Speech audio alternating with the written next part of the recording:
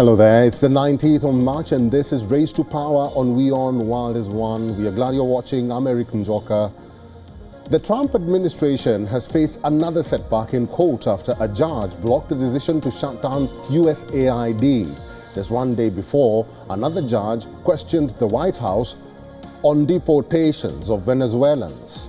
The clash between the executive and the federal judiciary is only growing. And in Europe, Germany already passed an unprecedented defense spending bill, and the European Union is readying a collective plan to ramp up defense expenditure. We'll talk about that shortly. Welcome to the show. Another day, another lawsuit against the Trump administration is making headlines today. The case is in discussion is about USAID, and the latest order is another legal setback for the US president. A federal judge has blocked the Trump administration's decision to shut down the agency that provides foreign aid and assistance. In a preliminary ruling on Tuesday, US District Judge Theodore Chuang ordered restoration of access to USAID's computer systems for its direct and contract employees. Chuang said the actions of Elon Musk, who is leading the Department of Government Efficiency, have harmed public interest. However, the Maryland judge did not block the mass terminations of employees. Chuang said while these terminations violated the Constitution, they were approved by government officials. The ruling comes in response to a lawsuit filed by current and former employees of the USAID. Donald Trump had ordered a 90-day freeze of all U.S. foreign aid on his first day in office in January. Trump also ordered a review of whether aid programs aligned with his administration's policies. Soon after, Musk and Doge gained access to USAID's payment and email systems, freezing payments and laying off many of its employees. Many other lawsuits are in the pipeline, with some raising questions on the powers given to Elon Musk. Plaintiffs argue that the Congress has not approved Musk's position and authority, which makes his actions unconstitutional. This is the latest setback to the Trump administration in court. It comes just a day after another judge presiding on a deportation case questioned the White House why court orders were not being followed. On Saturday, at an emergency hearing, a federal judge ordered the government to turn around flights carrying close to 250 Venezuelans.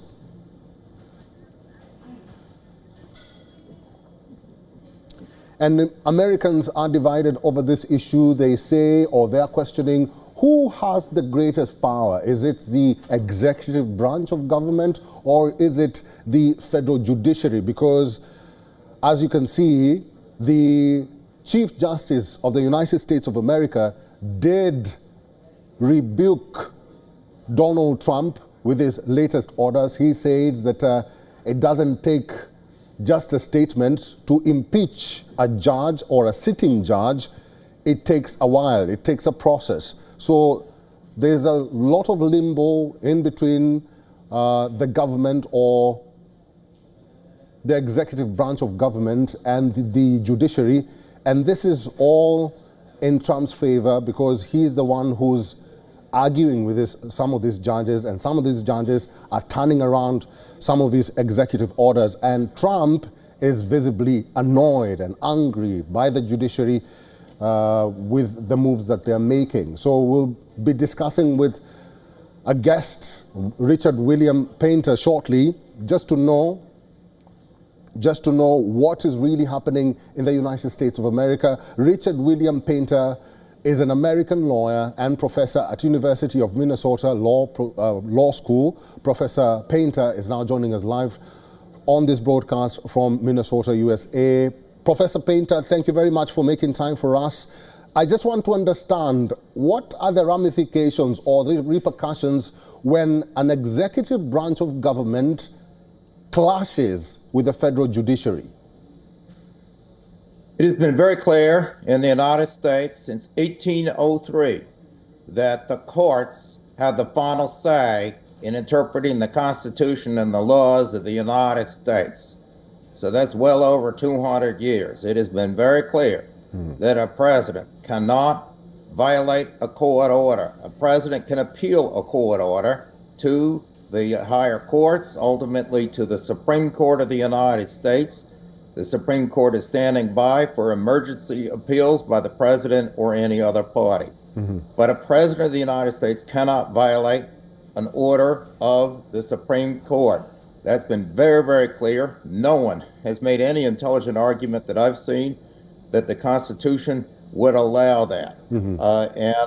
We've seen a few extremists argue, extremists of the far left and the far right, that somehow a president can ignore a court order. That's just simply not true. Professor Painter, so what happens next now? Because this battle seems to be ongoing and seems to be instigated by Donald Trump himself, the head, the president of the United States.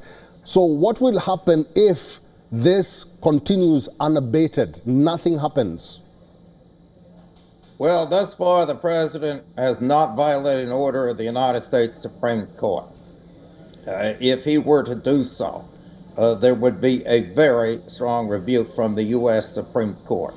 The Supreme Court, of course, doesn't have the power to have the president arrested or removed from office or anything like that. But Congress does have the power to impeach the president and the Senate to convict him. This is a very conservative Supreme Court in the United States, with 6 of the 9 justices appointed by Republican presidents, 3 of them by Donald Trump himself. If Donald Trump gets into a power clash with the U.S. Supreme Court, he could easily get impeached by the U.S. House. He could be removed by the Senate. I don't think he's going to do that. We've always had political extremists who suggest that a president should violate an order of the Supreme Court. We even had a Harvard professor and a Yale professor just a year ago tell President Biden that he should just ignore the orders of the Supreme Court on student loans and other matters. President Biden, of course, and his lawyers never even considered such a crazy idea.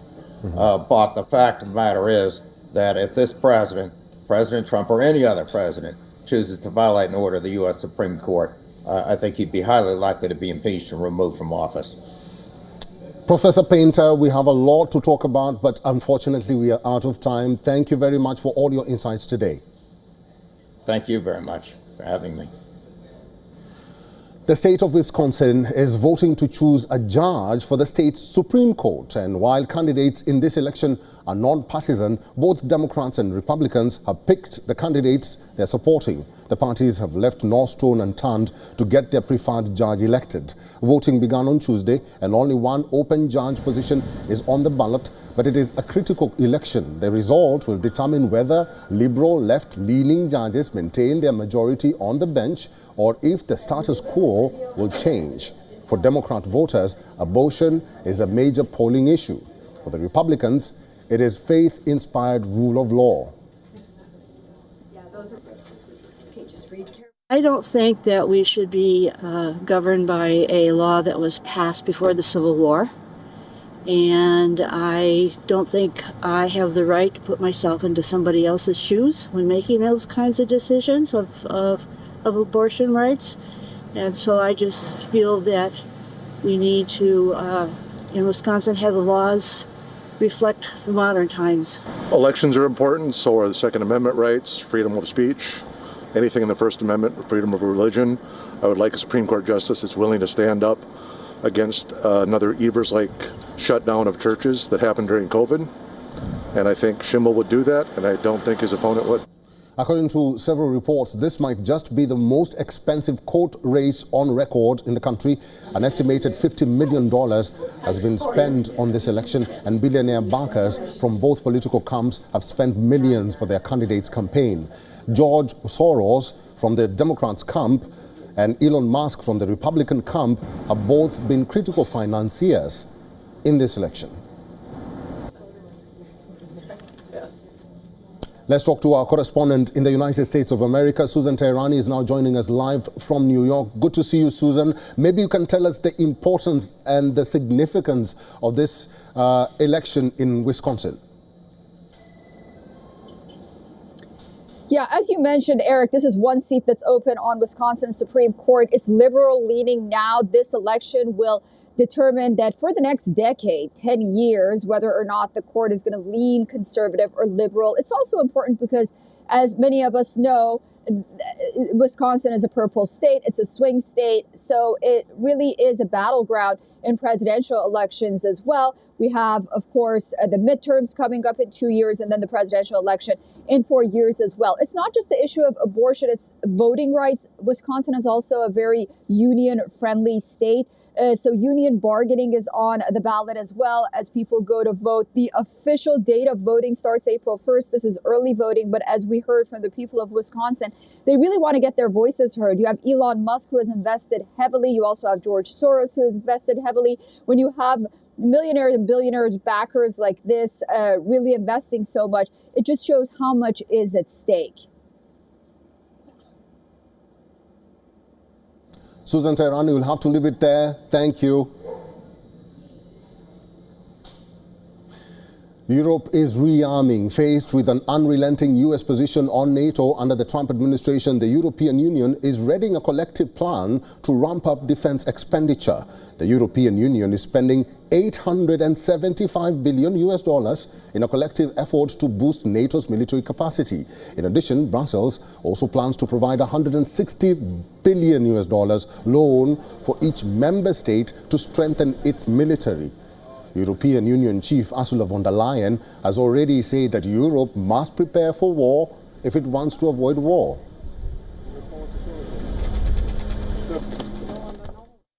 If Europe wants to avoid war, Europe must get ready for war. And Denmark is acutely aware of its own security and threats, not least because of its unique strategic geography, but also because of recent events. French President Emmanuel Macron has called for European nations to spend 3% of the GDP on defense, shifting to a wartime economy. Macron has also announced more Rafale jets for the French military.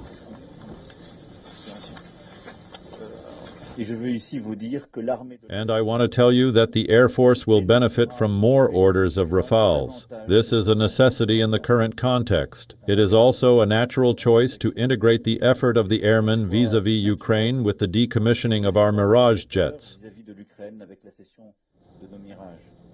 Germany has already passed an unprecedented defense spending bill that allows the German state to spend $535 billion to upscale the country's civil infrastructure and invest in the military.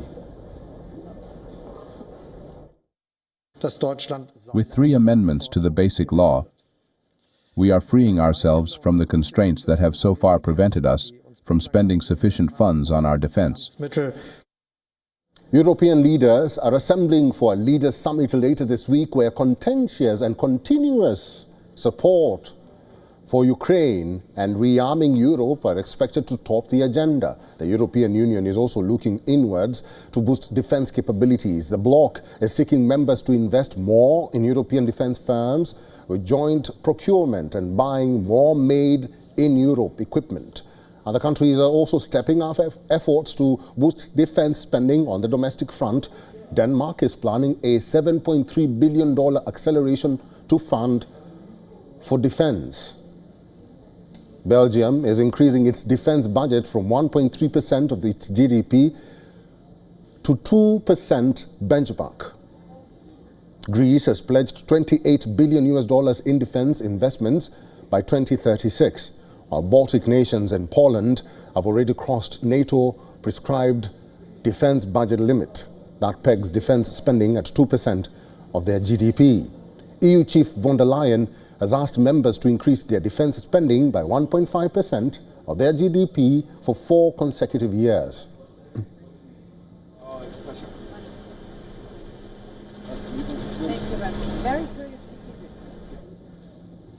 All right, let's talk to our correspondent, Will Denslow, who's joining us from Brussels. Will, it's good to see you. This is an ongoing topic. We saw Germany yesterday vote for a bill that is very unprecedented for the country.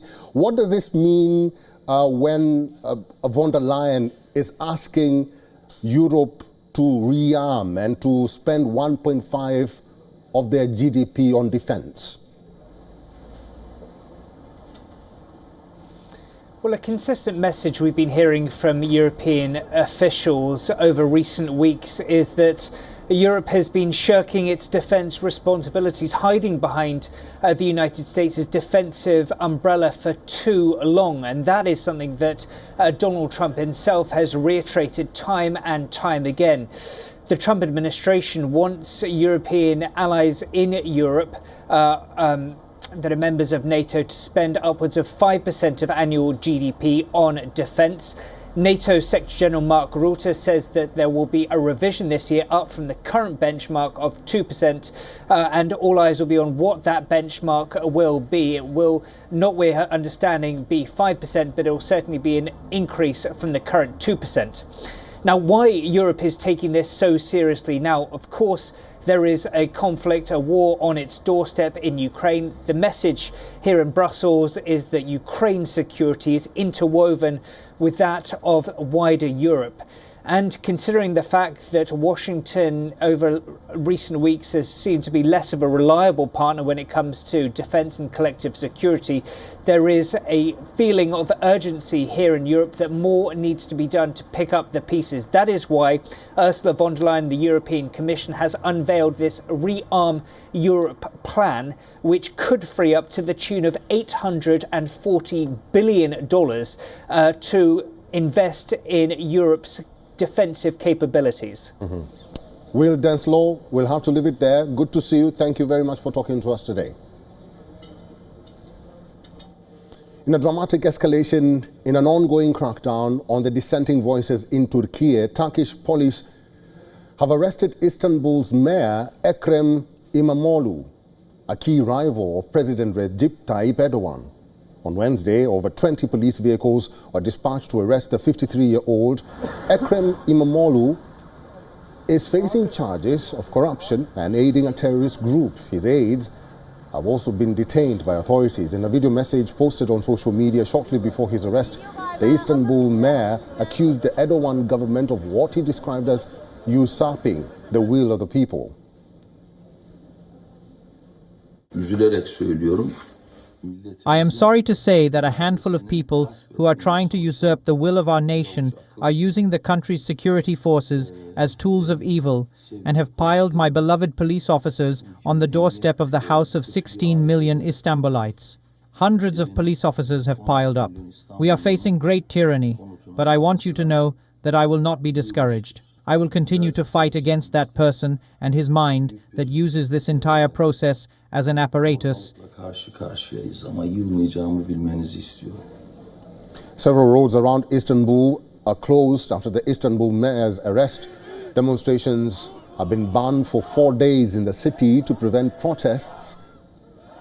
A day earlier, a university invalidated İmamoğlu's diploma, disqualifying him from running in the next presidential race.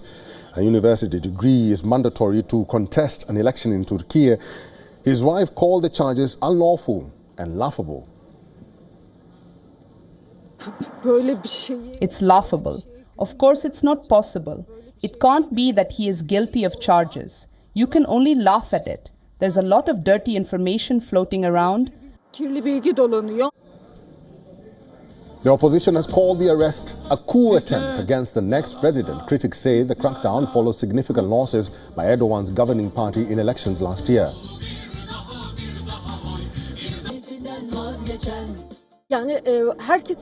I said it is a coup. I mean a coup against democracy.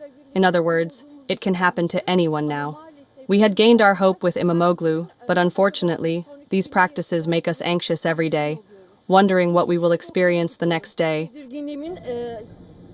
The government, however, denies the charge of targeting opposition leaders, claiming that, quote, operate independently. Turkey is set to hold polls in 2028 to elect its next president, with the likelihood of early elections.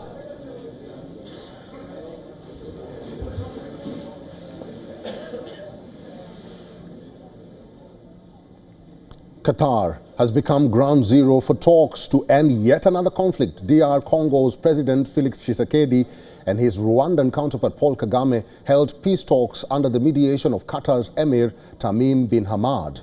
In a joint statement after the meeting, both leaders called for an immediate ceasefire in the Eastern Democratic Republic of Congo bordering DRC-Rwanda, where the M23 rebels are waging a war against the Congolese military since January this year. In a lightning advance, the M23 have so far taken over the key cities of Goma and Bukavu. DR Congo has accused Rwanda of providing military support to the M23 rebels. Peace talks in Qatar come after M23 rebels pulled out from the ceasefire talks, with the DRC citing European Union sanctions against them. The battle in the eastern DRC has triggered an unprecedented humanitarian crisis. More than 7,000 people have been killed and over 7 million people have been displaced so far. Now, according to the United Nations, M23 is supported by about 4,000 soldiers from Rwanda, but whether a call for a ceasefire by DRC President and Paul Kagame will force M23 to stop hostilities remains to be seen.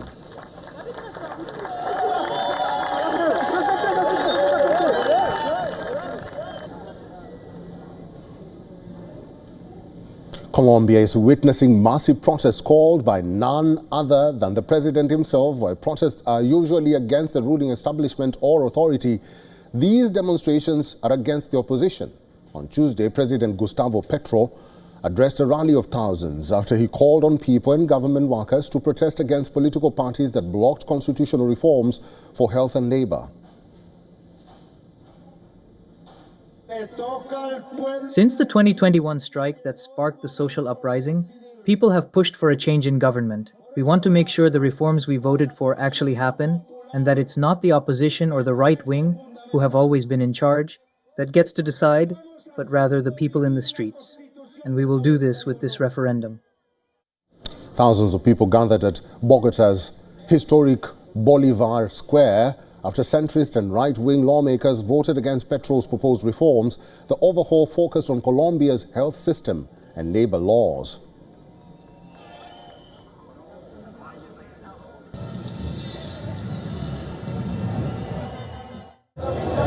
It is up to the people to decide, and the time has come to decide. That's why the proposal for a referendum seems fundamental to me, because we are making the Constitution of 1991 come alive. The oligarchs, the owners of money, those who kill and murder, have already come out to shout against the referendum because they are afraid of the people of Colombia. The incumbent president has said the government will press for a special election soon to allow his reforms to pass. Petro won the election in 2022 on the promise of overhauling the health infrastructure and eliminating the role of insurance companies. But not everyone in Colombia supports Petro's labor reforms. Critics say the proposed law gives few incentives to companies to hire informal workers. The law is expected to affect millions, as more than 55% of Colombians work in the informal sector.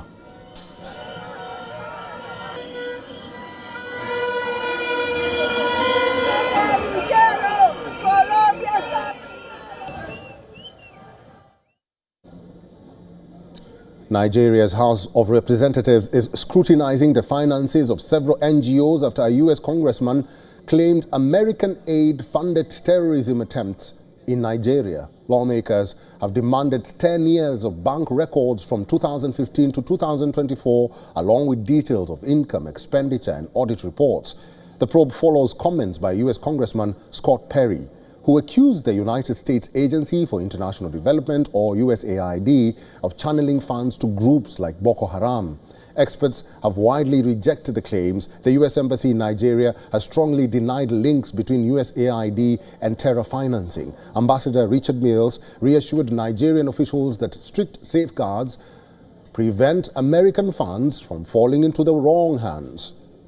The controversy has sparked anti-American sentiments, especially in northern Nigeria, where a decade-long insurgency has left more than 40,000 dead and displaced millions. NGOs targeted in the investigation say Parliament has no jurisdiction over their finances and urged lawmakers to focus on government agencies within their oversight.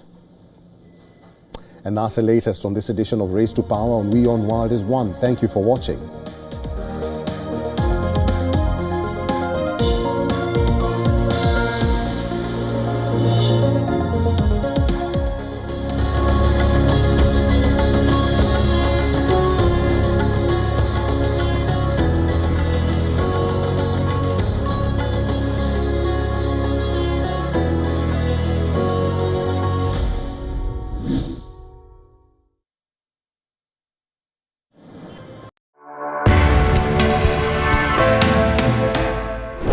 Technology redefines our future. Empower yourself with cutting-edge innovation. Discover, secure, dominate. Turn your assets into powerful tools. Enter the era of tokenization. Token Money Magnet by Kalp Decentra Foundation, the first of its kind. Learn, master, transform with every episode. Led by pioneers of the industry. Grab this moment to unlock the tokenization revolution.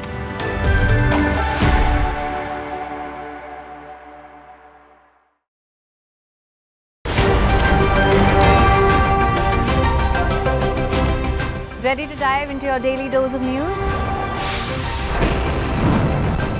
Bringing you what's trending in the West and all that's setting trends in the East. And all of this served up with a side of insightful banter. We don't just bring you the latest stories. We bring you your talking points for the day. And while you do that, from the busy streets of New York, I will provide you with deeper insights on the developments through the course of the day in the U.S. The show that keeps you ahead of the global curve. A conversation you'd want to be a part of. A place where news becomes an engaging exchange. We bring you stories that impact your present. This is World DNA. Join the conversation.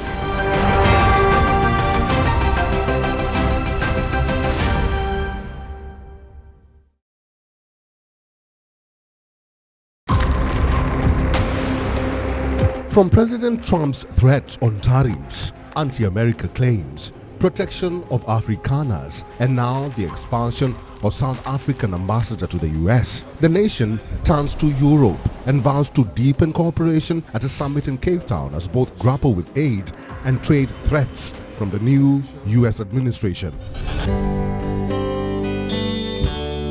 In the arid regions of northern Kenya, where pastoralism has been a way of life for centuries, women are looking for alternative livelihoods, cricket farming.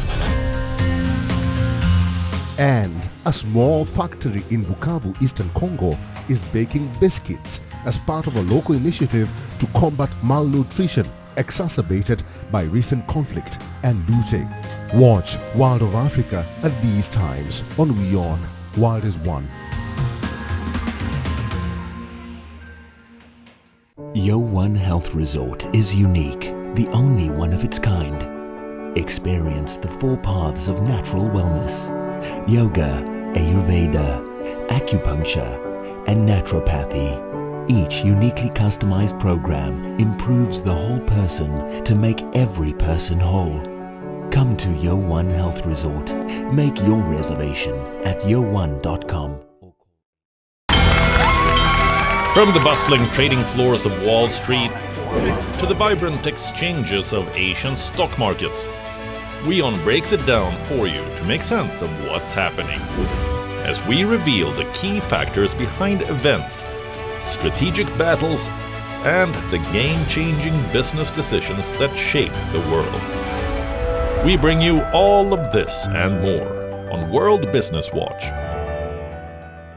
WION, India's global voice, the channel that brings you the biggest stories from across the world through India's lens. Now available in more than 190 countries worldwide. Because we believe that the world is one. Watch us in Africa, Europe, USA and Canada, South America, Asia Pacific, Middle East and North African regions. Also available on these digital platforms across the world. WION. World is One.